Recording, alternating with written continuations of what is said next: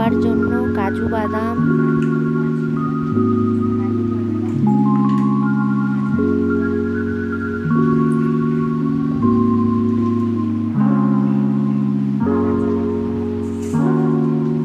সর্ষে, সাদা সর্ষে,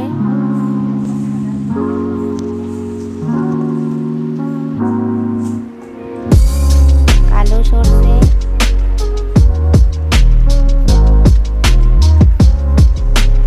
জিরে গুঁড়ো, ধনে গুঁড়ো,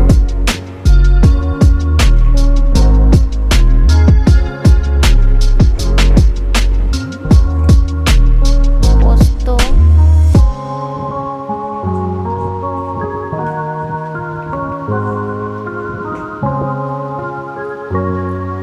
নুন আর কাঁচা লঙ্কা আর গুঁড়ো লঙ্কা,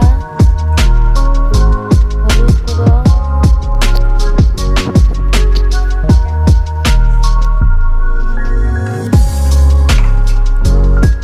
ভালো করে পেস্ট করে নেব। পেস্ট করার পরে ছাঁকনিতে ভালো করে ছেঁকে নেব, যাতে সর্ষে পোস্তর গুঁড়োটা না মাছের মধ্যে থাকে। আগে থেকে নুন হলুদ মাখিয়ে রাখা মাছগুলো দিয়ে দেব।